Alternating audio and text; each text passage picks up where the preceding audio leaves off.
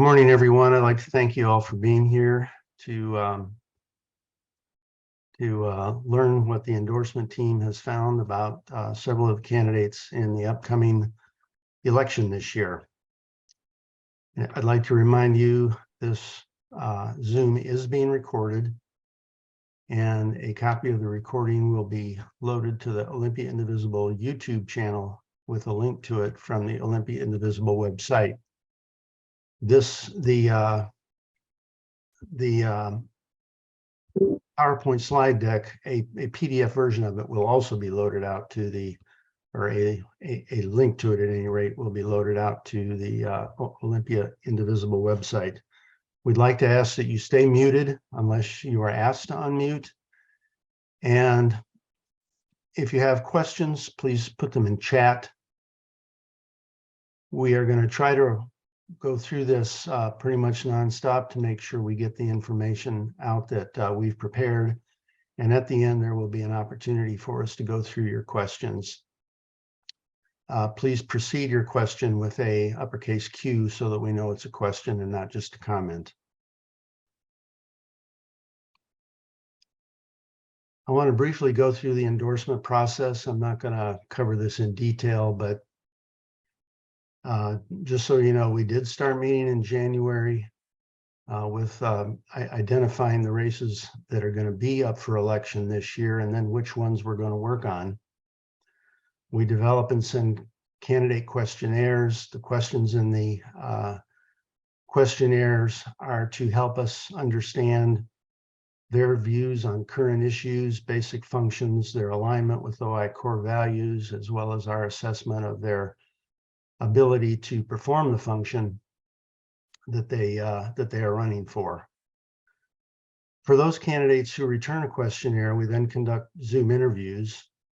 And again, like I say, only for those who return the questionnaire. We send these questionnaires out. If we don't get a response, we follow up. If we don't get a response, we follow up again.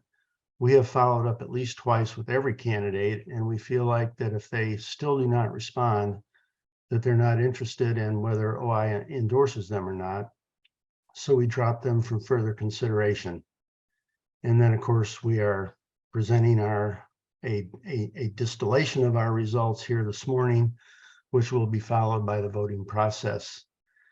I should also say the candidate questionnaire responses, as well as their Zoom interviews, are also available on the Olympia Indivisible website for you to review if you want to see in more detail. What we're presenting today is, like I say, just a distillation of what we found. And you can read and see more for yourself if you go to the website and check that out. Just a quick acknowledgement, this has been a team effort and not just by the endorsement team. And I'd like to thank everyone who had a role in making this happen today. The Olympia Indivisible core values, I mentioned that before. This is the kind of basis for our evaluation. I'm not going to go through this list. You can see it on the Olympia Indivisible website, and then of course it's in the it'll be in the PDF of this presentation. The reason I wanted to show it here is because we recognize that not every core value is relevant to every elected position. Or conversely, not every elected position has any influence on every one of these core values. And we don't want to rate people for something that they can't influence in the position that they're running for. So we have selected for each race which of these core values to evaluate them on. This year is a very different election than we've had in the past. You remember last year, voters approved 2 new districts for both the Board of County Commissioners as well as the Port of Olympia. The new districts are allowed because of population increases in Thurston County, but still voters had to approve them, which we did. And so there's now District 4 and 5 in both the Board of County Commissioners and the Port of Olympia. These are positions that have never been up for election before, and it presented an interesting challenge to us as the endorsement team goes, but I think we're pleased with the results. So what we're going to be talking about today, these are the races that we evaluated. For Port of Olympia, District 1 has of course always been in existence. The incumbent is up for re-election but decided not to run for re-election. So there are 3 new candidates for District 1.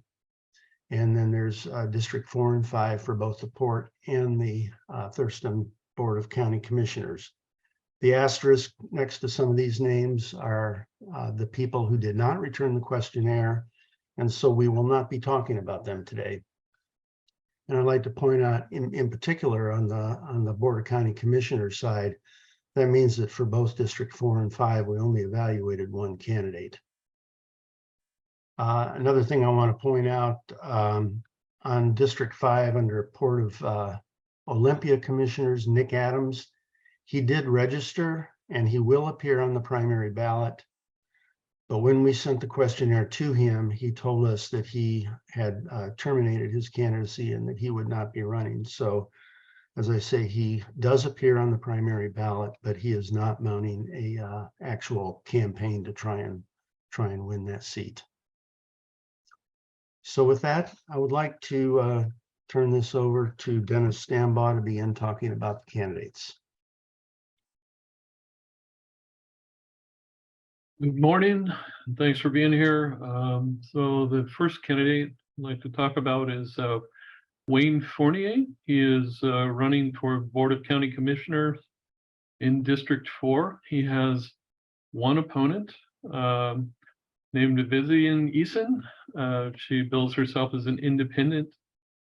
She did not answer our questionnaire and so chose not to be involved in our endorsement process. So Wayne has a bachelor's degree from Washington State University. He's been a professional firefighter for 20 years. He is currently the mayor of Tenino and has been since 2016. Before that, he was on the Tenino City Council starting in 2012. He has represented Tenino on Thurston County Emergency Management Council, Thurston County EMS Council, Thurston Economic Development Council, and the Community Investment Partnership, so he is familiar with operations at the county level. His community service includes, he's a volunteer firefighter. He's on the Thurston County Domestic Violence Task Force. He's part of the Park Foundation.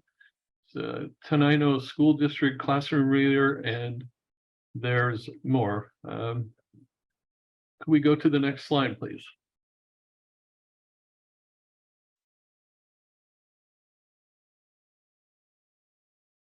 So on alignment with Olympia Indivisible core values, on environmental sustainability, equal opportunity, and home and food security, we rated him good. We felt that he's supported those values in principle, but he was more interested in following through on current processes and didn't really advocate, we felt, for those values, an equal protection for immigrants, transparent, accountable, responsive government, small business, job creation. We felt he was excellent. Financial acumen and familiarity with county functions and operations. We rated him excellent on his essential qualities and abilities. Yes, you can go to the next slide, please. Thank you. So as far as the viability of his campaign, he's very experienced in politics. I guess I could say now overall, he's going to have a very viable campaign, I believe. He'll probably be a very formidable candidate, actually. He has received a large amount of donations from a number of individuals. He is well known. He has nearly 100 endorsements listed on his website, including Thurston County Union Firefighters and several other firefighter organizations. State Representatives Kevin Vandevig, Beth Dolio, Peter Abarno. Current County Commissioners Carolina Mejia and Ty Menser. County Sheriff Derek Sanders, but many other politicians, including many city council members from several cities, and many mayors, and a lot more, and a whole bunch of individuals as well. So he's running a very viable campaign, at least to this point. All right, so that's Wayne. Could we move on? So the next candidate I'd like to introduce is Emily Klaus, and she is running for Board of County Commissioners in District 5. She has 3 opponents. Michael Stedman, who is a Democrat. Terry Ballard, who lists no party affiliation. Sarah Morris, who is an independent. Those 3 did not respond to our questionnaire and did not choose to engage in our endorsement process. So Emily has a degree from the University of Washington in psychology. She is a U.S. Army veteran who is an intelligence analyst in Kuwait and Saudi Arabia. She is currently employed by the Washington State Department of Social and Health Services. And she says she is a proud member of the AFSCME union. Next slide.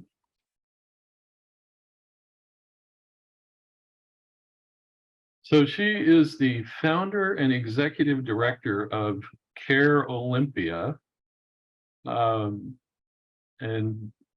an organization that she created. Collaborative Association for Reintegration and Education. It serves justice impacted youth and provides counseling, aid, education, and tries to help people get reintegrated into society. So next slide. So we felt that her alignment with OI core values was excellent pretty much across the board. She's a strong progressive. As far as essential qualities and abilities, financial acumen, we rated her good. She does have some experience with financial reporting, both with her not-for-profit and working in a family business. Familiarity with county functions and operations, we also rated her good, but she is a first-time running for office, and so yeah. So can we go to the next slide? So as far as the viability of her campaign, she has no prior elected experience and has not run for office before. However, she does appear to have a full campaign staff and volunteers, and is involved in campaign events. She has received numerous contributions from individuals. She says she doesn't want to take any money from corporations, but she has a number of small contributors. She is endorsed by Robin Vasquez of the Lacey City Council, Run for Something, Washington Federation of State Employees, Clark Gilman, who is with the Olympia City Council, and Talana Reed, who is part of the Olympia School District. So her viability is pretty good. She faces the hurdles of, not having done this before. And with that, I would pass it to John to talk about the next candidates.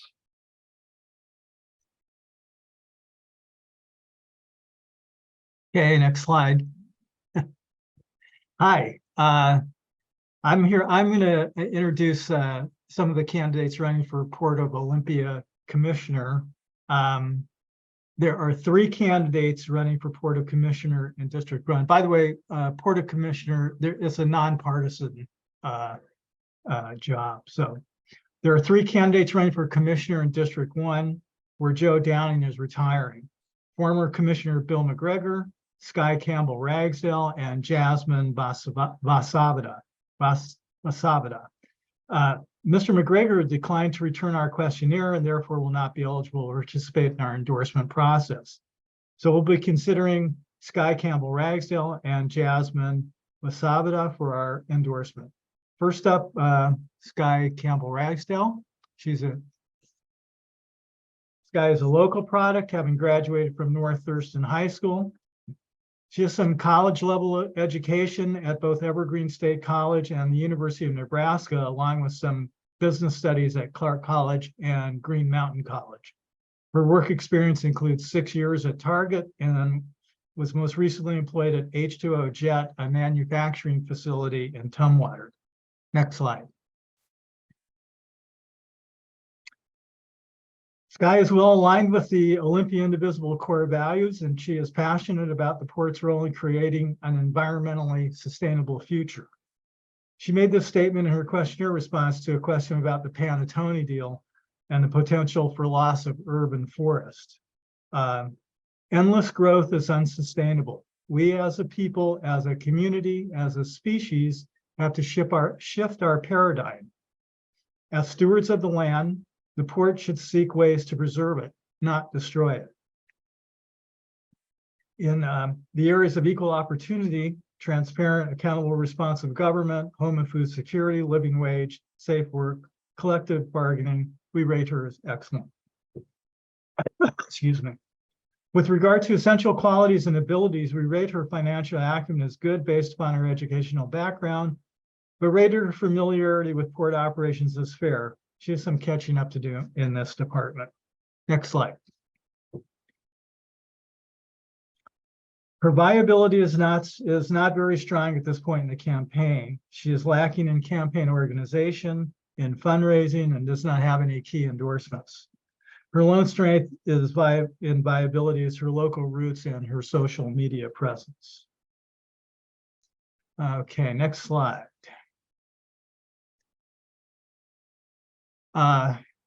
Next is Jasmine Vasavada. As you can see, Jasmine has a very strong educational pedigree. She is a Harvard graduate and holds a law degree from the University of Washington. She currently works at the Department of Commerce as Director of Policy and Legislative Affairs. She previously was a senior energy advisor at the Department of Commerce, and prior to that served as counsel to Washington State House of Representatives Office of Program Research. Next slide. We assessed her alignment with Olympia Indivisible core values as excellent in all categories. She is strongly committed to environmental sustainability and was unequivocal in her opposition to port projects that many critics of the port have considered harmful to the environment. And we assess that she is committed to equal opportunity, transparent, accountable, responsive government, home and food security, and living wage, safe work environment, and union collective bargaining. In response to the question, how can the commissioners best serve the public, Jasmine said, commissioners serve the public interest by being committed to public value over private privilege, asking good questions, building bridges that help with understanding even by people who come from different perspectives, establishing clear expectations for staff and standing up for what is right on the occasions where, based on the values that commissioner campaigned for, they see a bright line to protect. In terms of essential qualities and abilities, she admits to being somewhat weak in financial analysis, but she believes she would be able to find support from expert advisors to help her in this area. She seems very well informed about port operations and commissions, so we gave her an excellent there. Next slide.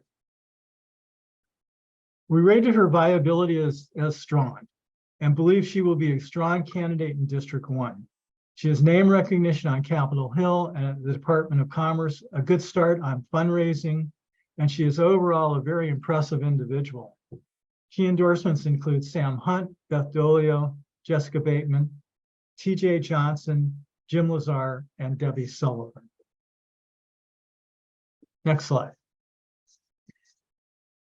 Moving on to District 4, there are 4 candidates: Joanna Manson, Bill Mumau, Maggie Sanders, and Rose Gunderson. Only Rose Gunderson failed to respond to our questionnaire and interview request, so she will not be considered for our endorsement. Excuse me. Our first candidate for District 4 is Maggie Sanders.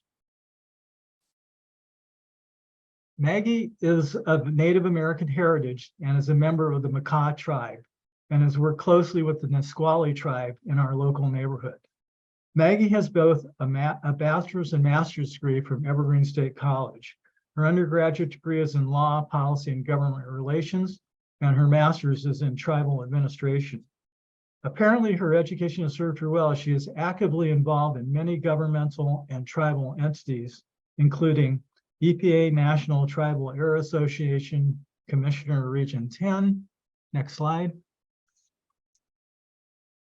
NASA Ambassador, Marine Services Division, member Region 10, Regional Response Team, and the Northwest Area Committee, International Ocean Acidification Alliance.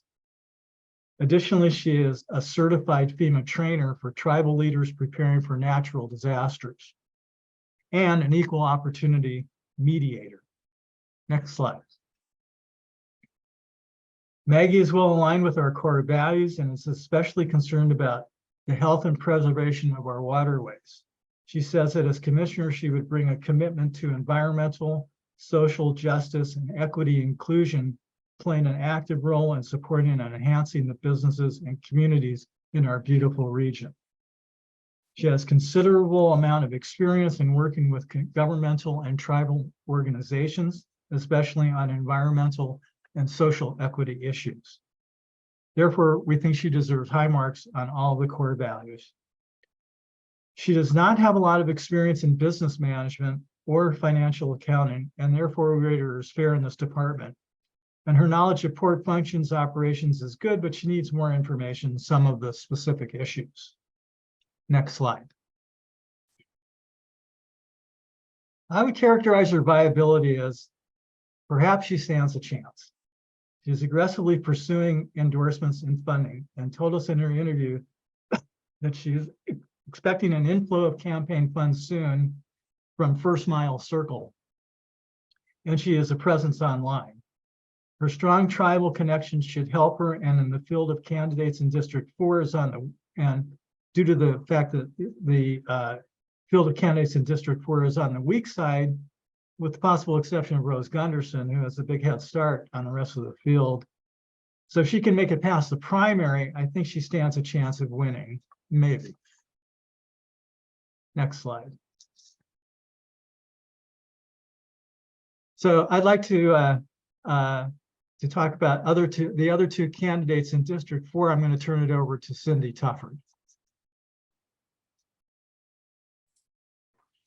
Thanks, John. I will now continue with another port candidate in the new District 4, Bill Mumau. Bill has lived in Thurston County for 40 years. He is retired as a supervisor from Washington State Department of Labor and Industries. His earlier experience included some interesting maritime and port operations. From this worldwide port exposure, he has come to the conclusion that Olympia's deep water port is not economically sustainable. And this is Bill's main reason for running for port. Besides his work experience, he has had several valuable leadership volunteer positions in several AIDS organizations, including Pierce County AIDS Foundation, Olympia AIDS Task Force, and Empowerment Washington. Next slide. Bill's core values alignment were good to excellent. Bill's extensive volunteer work with AIDS organizations, strong support for local agriculture, concern for the homeless, and support for living wage jobs rated him excellent in those related core values.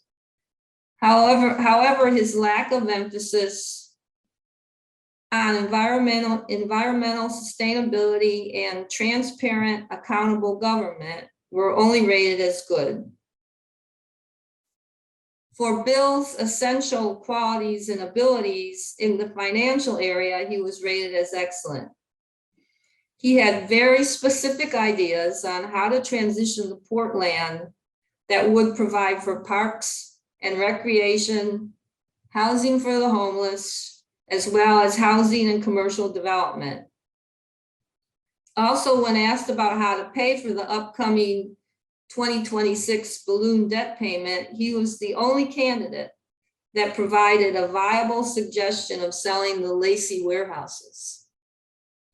Bill's familiarity with port functions and operations beyond the actual port itself were more limited and resulted in a good rating. Next slide. Bill's candidate viability is questionable. Besides not seeking donations or endorsements, he is severely lacking in any online presence or commitment. One example being that his interview was the only one we conducted without the candidate providing a camera video stream. That concludes Bill Mumau's presentation. Next slide, please. Joanna Manson is another candidate running for District 4.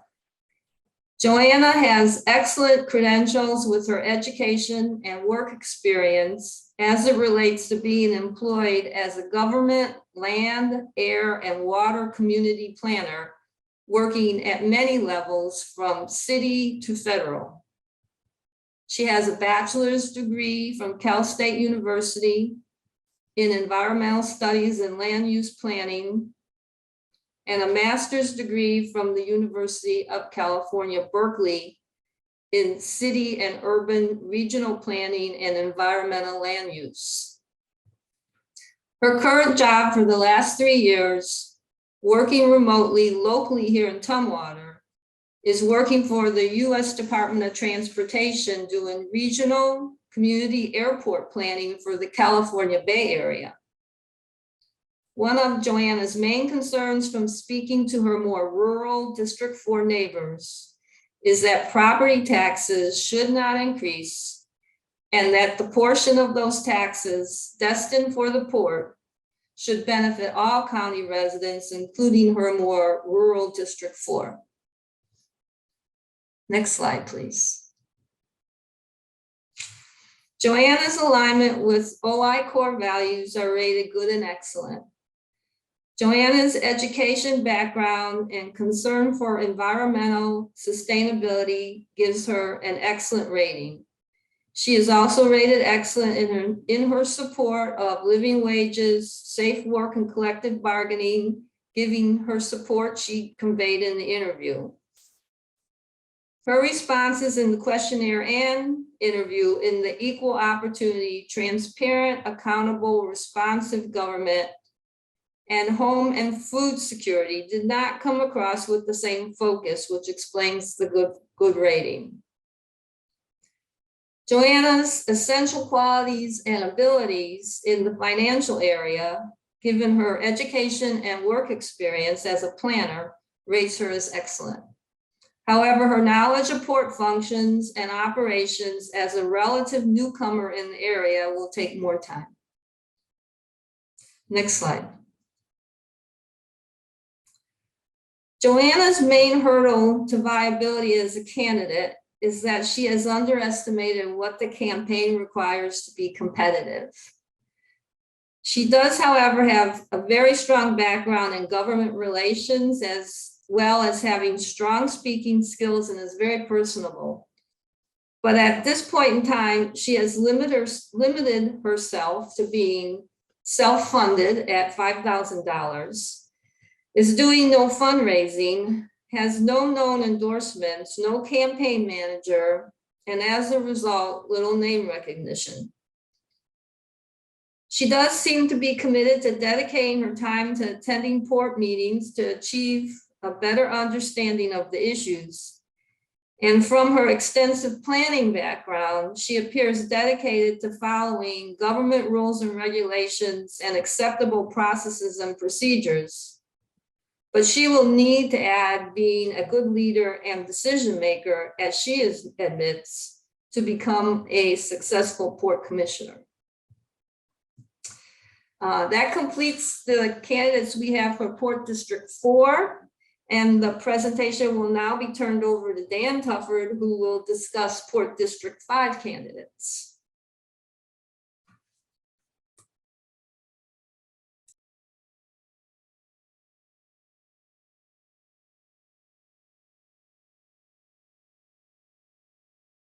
Dan, you're muted.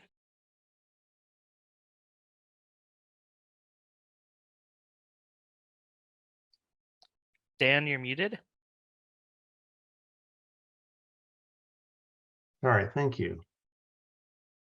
There are 4 candidates that will appear on the ballot for District 5. Sarah Tung, Troy Kirby, Martin McElliott, and Nick Adams. Martin McElliott did not return the questionnaire. And Nick Adams, as I mentioned earlier, has terminated his campaign after he registered, so he will be on the ballot. So that leaves 2 for us to evaluate, Sarah Tung and Troy Kirby. The first being Sarah. She is a local individual, has been around here most of her life. Her formal training is in information technology, and she's been working as a technical support supervisor for a company that supports the food service industry for the last 11 years, and that's her current position as well. She has been active in local politics for several years, being a Democratic PCO and also a volunteer for Bernie Sanders, both of his presidential campaigns. Oop, wrong direction.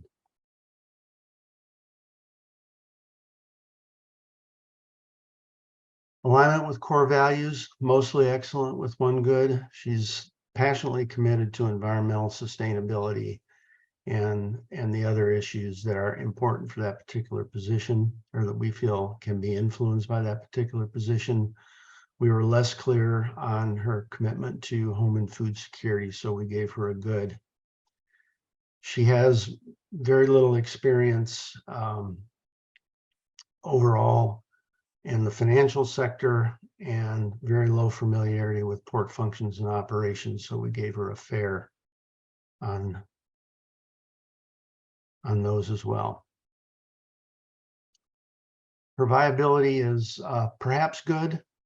She does have a good record of community service, but she has not raised many campaign funds, at least so far has been reported to the PDC.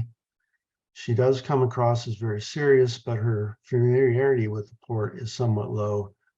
Many of her answers to the questionnaire tended to be aspirational rather than specific. And we don't doubt at all her seriousness and her commitment to the position that she's running for. But she does have a steep uphill climb to become a viable candidate. She does have a couple of key endorsements as well as some private individuals.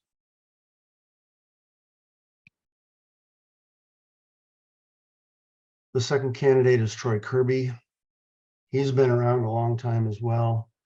His connections and familiarity, name recognition in the community is deep and wide, both as a result of being a small business owner of more than 1 small business. He's been an instructor at St. Martin's University School of Business, and he's been a volunteer on a few local boards, which have once again raised his visibility as well as his connections.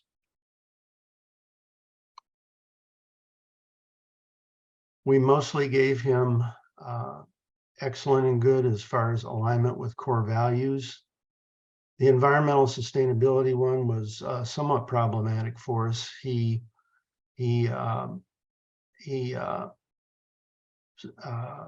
vocalizes and writes about supporting the environmental issues, but we really get the impression that he weights peer business functions as being more important than environmental issues, and that's why we gave him that. The fair and transparent, accountable, responsive government did not come across well at all on that. I guess one example would be with the Swire Coca-Cola deal out at the airport and the rapid turnaround with very little opportunity for public input and comment. He defended that as being an acceptable way to have made that decision. That's just one example. He also said during the interview that he would have supported both the Panattoni deal in the New Market area as well as the Swire Coca-Cola. He is a strong advocate of living wage and collective bargaining. He has been a union member and was adamant on the importance of living wage and the need to increase the number of living wage jobs in the county in order to facilitate positive movement by the county in various areas. Excellent financial acumen in terms of his small business knowledge and background. Familiarity with port functions and operations, perhaps a little less, although he is well spoken on them. I think his viability is quite good, very well known in the community, although he has not reported raising any campaign funds, at least not thus far, to the PDC. That may have changed by now, as with some of the other candidates. He does have some key endorsements. Michael Stedman is a current Lacey City Council member who is also running for Board of County Commissioners, District 5. Joe Downing is the retiring Port District 1 Commissioner. Bill McGregor is a former Port Commissioner and is currently running to take Joe Downing's seat. These are self-reported endorsements. He does not have an online presence, campaign presence that we're aware of. So it's there may be more to talk about on some of these issues, but in any event, his visibility within the community, the fact that he is so well known, he has been around for so long, I think he will be a very formidable candidate. So that's it in terms of our formal presentations on the candidates. I can't really see chat from where I'm at, so I don't know, do we have any questions that have been put into chat that we can try to address?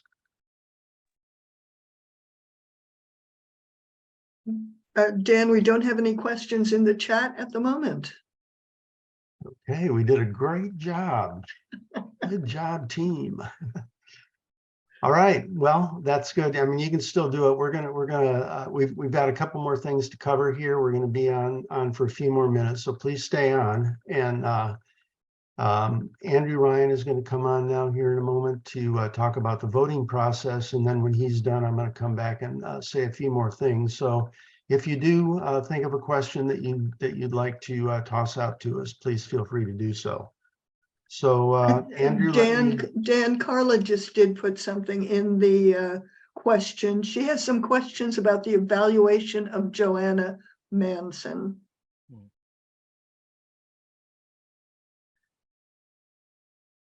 They weren't identified what the questions were. Sharon, can you unmute, or can Sharon? Carla, can you? Yeah. I mean, Carla. Yeah. Can you hear me now? Did I unmute? Yes. Oh, okay. Yes. So yes, I appreciate all your great evaluation of all these candidates. Joanna was one that I was a little bit concerned about, mainly because I had an extensive conversation with her last week, and she did feel that she wasn't quite as forthcoming in her responses in the town hall. but she said some things that I thought others might want to hear. So I don't know if there's enough time for me to just mention a couple of things that she said that struck me as important. If you could take a minute or so, yes. Okay, so one thing Joanna did say, and this is regarding her fundraising, which I agree with you, her fundraising perspective is somewhat naive, but she has done a lot of calculation, and she has a strong commitment to not really trying to take money from people if she can avoid it. She said she wants their vote and not necessarily their money. But she said she can reevaluate that at any time. She can go back to the PDC and change her mind if she decides that she wants to raise money, more money. But she's just committed to that. And I thought that was somewhat of a refreshing perspective for her, but it might be naive. She is putting out yard signs and they're coming out pretty soon. So she's already started her campaign. She does have a website as far as I know. But she has also a dedication to representing District 4. And I think she's geared to the primary more than anything. And she has a lot of neighbors who highly support her. And she said she's getting donations from people outside her district even at this time. So I think that she is actually stronger in a lot of ways than maybe was the original your evaluation of her. And so I just wanted to say that, and I thought she had quite a lot of strength with regards to her dedication to process and regulations and following regulations and rules, which the port obviously does not do very well. So I just thought that was a good strength. And I know that's maybe not in your evaluation, but I thought I'd at least mention it. So thank you for this time. Thank you, Carl. I appreciate that. So at this time, then I will toss it over to Andrew. Bill, there is Jim Lazar had a question, I think.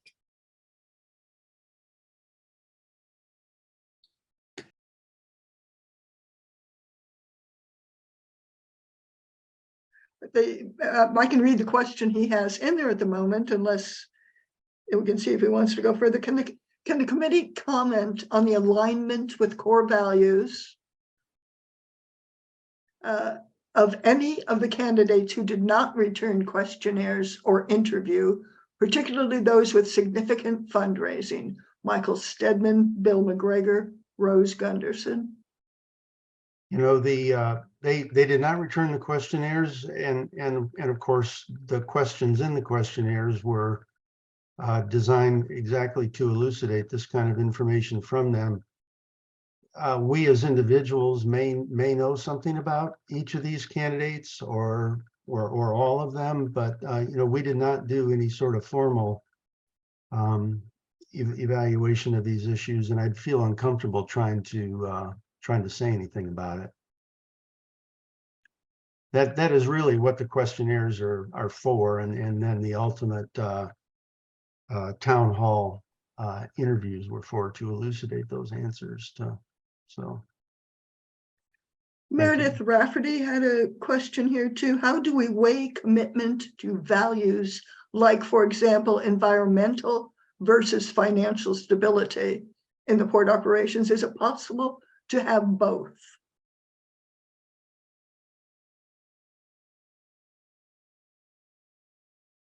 John, do you want to take that one? John is far more familiar with the port than the rest of us, and so I thought he might like to take that. Well, yeah, I mean, it's very useful for I think a commissioner to have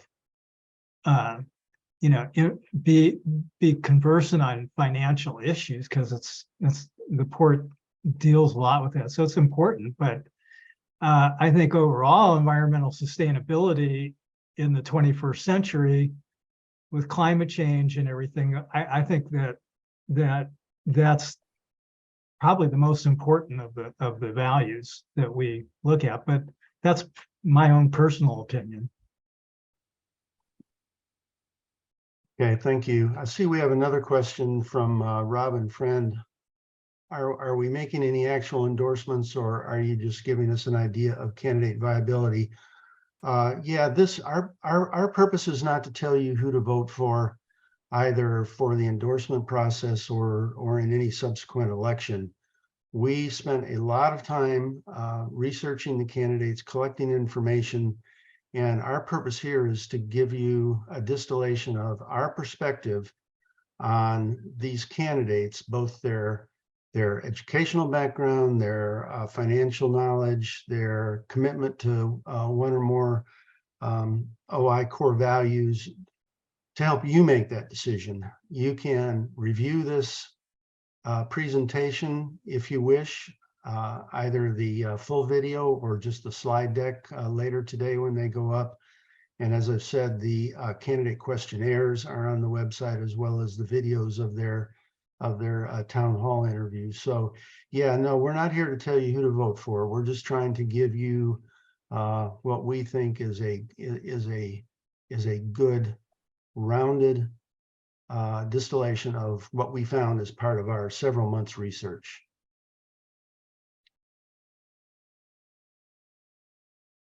Excellent. I think I'm going to take over now and talk a little bit about the actual voting process.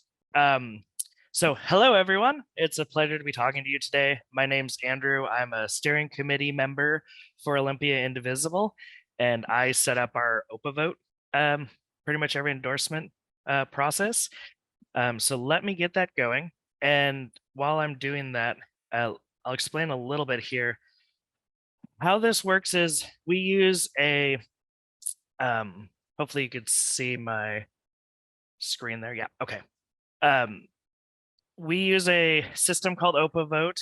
It helps us to make sure that our members are able to vote for our candidates, and we restrict it to members only.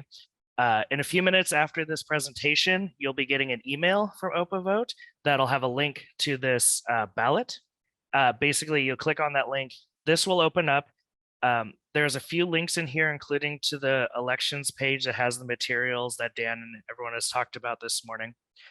And then for each of the races, you'll have a couple different options for voting, or each race will have one option, but there's a couple different ways we're going to do it this year, because some campaigns only have a single candidate viable for endorsement. In those cases, you'll have a straight question whether to endorse the candidate. You'll click on their name or their box and you get a little check mark, or to not endorse, to basically vote whether Olympia Indivisible does not endorse a candidate for that position. When you get down to the Port of Olympia, because we have multiple candidates, including the do not endorse, we are using a ranked choice voting method. And so what that means is you will add candidates in your preferred order. So you can add them, and this is not my preferred order. I'm just giving an example here. You could add candidates in any order, one being your top candidate. If you make a mistake, you can take their names and drag them up or down. And you can also remove candidates and put them back. So you got some different options for that. You can fill out all of the positions, or you can just leave one or two in there. You don't have to fill your entire ballot counter here.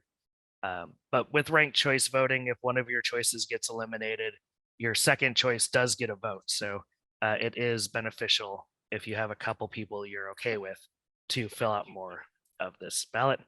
And then when you're done, there's just a vote button down here that'll get sent. Like I said, this will go live a few minutes after this meeting, and then voting will go through the 28th. And I will be sending out a reminder on the 27th to everyone to who hasn't voted yet.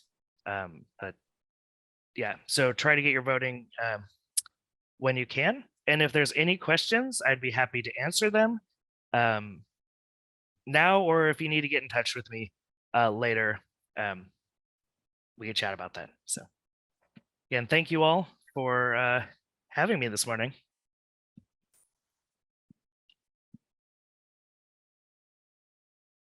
Thank you, Andrew. So there was a question that I saw float through right towards the very end. Pam asked, what if we do not want to vote at all on a candidate? Can we skip them? Absolutely. Yeah. You could skip them. You just, no votes are counted for your ballot in that race. Very good, thank you. I'm going to go back to my screen here real quickly and just share a few more things. I'm not sure if this video presentation was available to anybody who wanted to join, but I just wanted to be clear that endorsement voting will only be for OI members. It is only OI members who will receive the email with the access to the ballot. And voting will be open starting later today through the 28th. Endorsements will be announced shortly after voting closes. And by shortly, I don't mean within minutes. It'll be, a day or so. And at that point, the candidate interface teams will begin to work. And I'd like to encourage anybody here who is interested in actually working with the candidates on their campaign to volunteer to be part of the candidate of one or more of the candidate interface teams. The link for that contact is in chat and is also available on the Olympia Indivisible website. As far as dates, just to give you a quick, many of you may know this, the primary voting this year closes on August 1st, but the ballots are going to drop on July 12th. So everybody should have those in hand by the 13th or 14th. One thing that we noticed that many of you may have already noticed, there are at least one race in the on the ballot only has two candidates other than the write-in option. And I think most of us understand primaries, at least for races for offices, to be the purpose is to winnow a multi-candidate field down to just two candidates, but there is at least one race on everybody's ballot, or on most ballots, I guess, that or many ballots, that there will be just two candidates. And I contacted the Thurston County Auditor's Office about that, and it depends on whether the office is partisan or nonpartisan. If it's a partisan office, which the Board of County Commissioners are, then regardless of the number of candidates, it is on the primary ballot. If it's a nonpartisan office, which in our case are the Port of Olympia Commissioners, it will only be on the ballot if there are more than two candidates, because then the purpose, of course, is to winnow it down to two. So just a fun fact for those of you who might be interested in that. We may come back to you with some additional endorsement issues after the primary. I'm not going to predict or forecast that, but we will be keeping our eyes open on what action might be necessary after the primary vote has been tabulated and announced. So I think that takes care of what we have to cover. Are there any additional questions that have? Okay, Kathy Pruitt, in your experience of port issues, how problematic is Tung's lack of financial experience? Well, many of the, I'm going to let John kind of fill in this too, but in many, if not most of the issues that come before the port have a strong financial hook to them. And I think having a sound financial background is an essential element. I mean, I don't want to take anything away from Sarah in terms of her passion and her interest in learning all she needs to learn, learning all she can learn in order to be a good commissioner. But in terms of rating her right now, that's the way we felt we had to do it. John, are you still with us? Do you want to add anything to that? No, I think that your answer's pretty much right on. She's she's a smart girl, so I'm sure she'll, you know, get input from other people to help her in that area.